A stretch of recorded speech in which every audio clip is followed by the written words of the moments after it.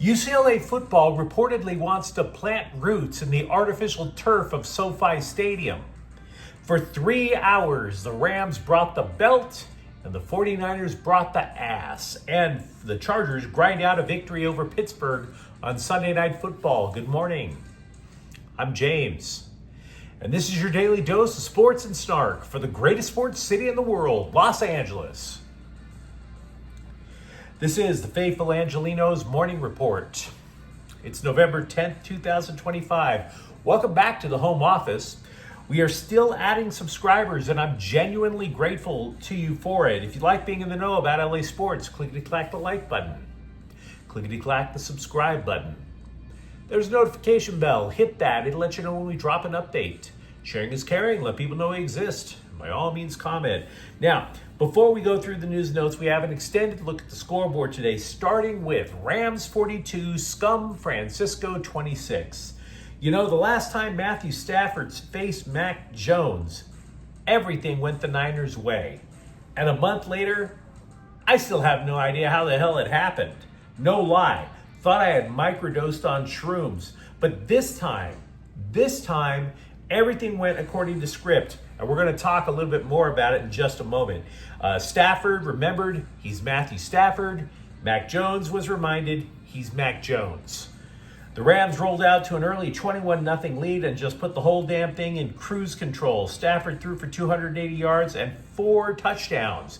He passed 400 career TDs. He is the first NFL quarterback to throw 4 touchdowns without an interception in 3 consecutive games.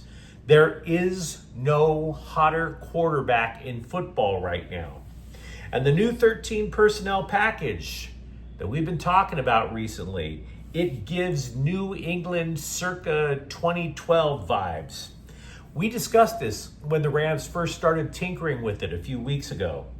Back in the day, the Patriots and a veteran quarterback that you may have heard of used 12 and 13 personnel to move the ball at will, despite everyone wanting to murder Tom Brady. Because you see, when you blitz, it sounds exciting, but you leave a hole for the offense to exploit. If the quarterback, like Brady, like Stafford, is smart enough to see it coming. See, the Rams ran this particular play that I drew out multiple times at the Niners' expense. Tyler Higbee got a first down with this play. Colby Parkinson got a touchdown with the very same play. Basically, Stafford recognized that Scum Francisco was looking to blitz as many as 4 people on the left side. Stafford couldn't afford to wait. That's overwhelming the left side of the offensive line. If the Rams chose to go deep, Stafford would have gotten murdered. Instead, what happened? He exploited the hole. The first thing he did was call for a play action, faking a handoff to Kyren Williams. Why? That pulls in the middle linebacker. Now you're talking about 4 defenders here, a middle linebacker here, and a massive hole for the opposite tight end to cross over the middle, take a little dink pass, and run for a long, long time. The Patriots did that multiple times during the early 2010s. That was the play, the type of play that made Rob Gronkowski a household name. Now, Aaron Hernandez became a household name for a different reason, but that's another story. The Niners were simply outmanned, particularly their defense, because they didn't have Fred Warner, they didn't have Nick Bosa. Puka Nacua and Devontae Adams each caught touchdown passes. Adams left the game, by the way, with an oblique issue. Sean McVay didn't sound like it was that big of a deal. This win sets up a battle for first place in the NFC West next week. Rams versus Seattle. Bring it. I am here for it. Meanwhile, the Chargers, 25, Pittsburgh 10. And I admitted yesterday that I did not trust the Steelers' defense when I previewed the game. And yet I thought Pittsburgh was going to win because I thought the Chargers' offensive line was such a hot mess that they wouldn't be able to hold off Pittsburgh's pass rush. And that was true for much of the first half. Much of the first half. The Chargers edged ahead 5-2 with 5.5 minutes left in the second quarter, and they just straight up pulled away. Why? Well, basically the Chargers defense handed Aaron Rodgers his worst game as a professional. That would help. Aaron Rodgers threw for only 161 yards. His passer rating was 50, threw 2 picks. My dude, it's over. Time for Aaron Rodgers to retire and just go on Joe Rogan's podcast and complain about COVID vaccines. You're toast. You had a good run. As the kids say, you're washed. Now, Justin Herbert threw for 220 yards and a touchdown pass to Ladd McConkey. Kamani Vidal rushed for 95 yards. He also added a touchdown. Cameron Dicker, 3 field goals. And on defense, Khalil Mack sacked Rodgers for a safety. But let's pull out a moment just for the big picture. In order to get to the playoffs, 10 wins should do the trick. The Chargers need 3 more, and they have 7 games to do it. Now, it's still a pretty big ask with all the injuries that they have, particularly on the offensive line. Now, I'm not sure how much faith that you should put in this team, even if they do qualify for the playoffs. But if you admire grit, and you should, because that's how the Dodgers won their World Series in the first place, you have to tip your cap to the Chargers because they are loaded with grit. When you have lost these many football players to injury, there is no such thing as an ugly win. Not when you've been deprived of that much talent. This is the best case scenario for Charger football in the immediate future. As a side note to the game, Keenan Allen passed Antonio Gates to become the franchise's all-time receptions leader with 956. Also yesterday, the Kings edged Pittsburgh 3-2, and USC basketball blew out Manhattan 114-83. It's the most points the Trojans have scored in a basketball game since 1998. It was also against Manhattan, which nobody knew existed. Meanwhile, today, Lakers at Charlotte at 4, Atlanta at the Clippers at 7:30, and West Georgia is going to play 12th-ranked UCLA basketball at 7. So, with that out of the way, what do you say we get to the news? 24/7 Sports is reporting, with sources inside the UCLA athletic department, that Bruins football could be played in SoFi Stadium as soon as 2026. If that is the case, that means there's just one more Bruins home game in Pasadena, November 22nd against Washington. And then the 102-year-old stadium would go back to its original purpose, a New Year's Bowl game and swap meets. Now, the Bruins do have a lease to play at the Rose Bowl through 2044. Breaking the lease would allegedly have a fee of at least $60 million. As we previously discussed, the stadium and Pasadena are suing UCLA to block the move. If this article is true, and I have every reason to believe that it is, there will be fans who see this as a slap in the face. And I don't see how that's right. Not at all.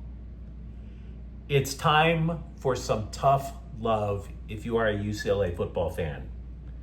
Because if you want the Bruins to ever be relevant again, you have to make this move. You have to make this move. I know that people get emotional about the Rose Bowl. I grew up on Bruins football at the Rose Bowl. Well, you know what? It didn't carry into adulthood for a lot of you guys. Because I didn't see people fighting for tickets in the parking lot / Muni golf course. The Rose Bowl opened in 1922.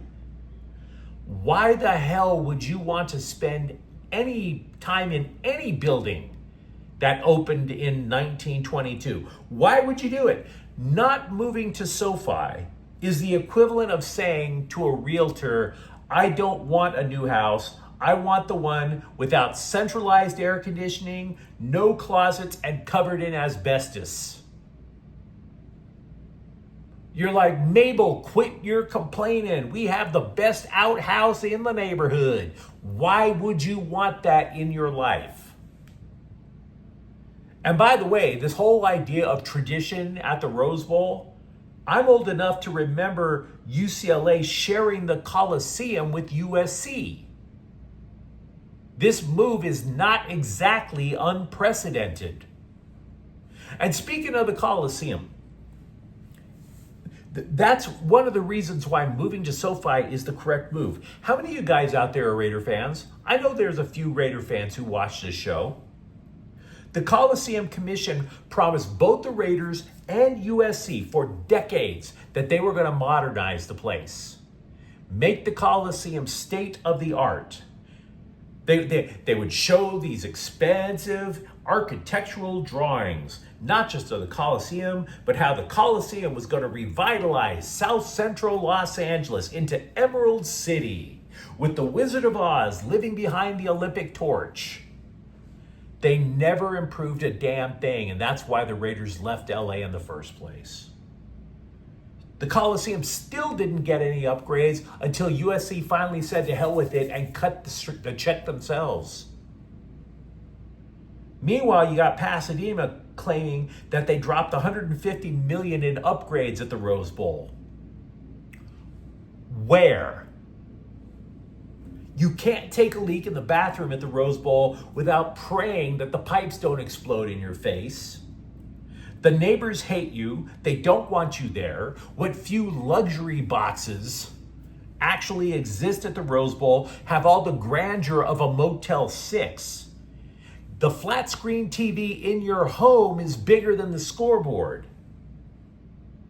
Do you watch UCLA football now? Do you remember how UNLV came in and slapped the Bruins around for 4 quarters? You want to know how UNLV became decent in football all of a sudden? They moved from a 38,000 seat rat trap at the far side of town into a state-of-the-art NFL stadium. You know what's going to impress recruits? Because it ain't going to be the Rose Bowl. It's going to be SoFi. Do you know what's going to get boosters to open their wallets even wider? It ain't going to be the Rose Bowl. It's going to be SoFi. You know it as well as I do. Get over the idea of all the fond memories of tailgating at a golf course. What's the point of that if you go into a stadium that can seat 93,000 but only has about 20,000 there and you watch your favorite team get its head kicked in? If you want to be relevant, this is a no-brainer. It is a necessary step. But by all means, let me know what you think in the comments thread. I get it. I get it. You get attached to places. USC football, meanwhile, continues to edge up the AP rankings. They're at number 17. The Trojans haven't been ranked this late in the season since Lincoln Riley's first year at the helm. But on social media, nobody cares. Nobody cares. The Big Ten attempted to appease a social media mob because they were too busy decrying a Trojans fake punt on Friday. You might recall this. The Trojans changed the jersey number of third-string quarterback Sam Heward. Just so happened to be the same jersey number as the punter. Heward took the long snap, completed a pass for the first down. Now, the Big Ten went all Neville Chamberlain and said that despite it being legal to have multiple players wearing the same jersey number, the NCAA rule called unfair tactics reads that 2 players playing the same position may not wear the same number during the game. And that is an interesting interpretation. Here's the problem. Heward didn't play as a punter. He lined up 15 yards behind the line of scrimmage. He took a long snap and he immediately threw a pass. He didn't even fake or pretend to kick. Consider this. In the Wildcat formation, a quarterback often lines up as a wide receiver. Does anybody believe he's running routes and catching passes? Of course not. Receivers line up in the backfield all the time. Safeties, like the Chargers' Derwin James, they're on the line of scrimmage. Derwin James is not a defensive lineman, guys. Stop it. For that matter, every so often you will see a quarterback retreat from under center and actually, wait for it, punt. It's called a pooch punt. Now, I understand that there is no explanation that's ever going to satisfy either the scribes who have it in for Lincoln Riley or the social media mob. So there's no reason for me to ever bring up this play again after today. But if somebody does, you don't have to go through the detailed explanation I just gave you. All you need to know is this. It was a 3-score game. One trick play in an ass kicking doesn't mean diddly poo. But you let me know what you think in the comments thread. Talk to me, for example, about whether you buy into my argument for UCLA or whether you want them to stay at the Rose Bowl come hell or high water. For that matter, give me your reaction to the Rams and Chargers. And if you enjoyed this update, don't forget to subscribe to Faithful Angelenos.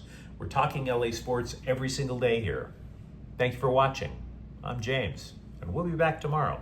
Faithful Angelenos is a Kian Cortel Queso production. Take care.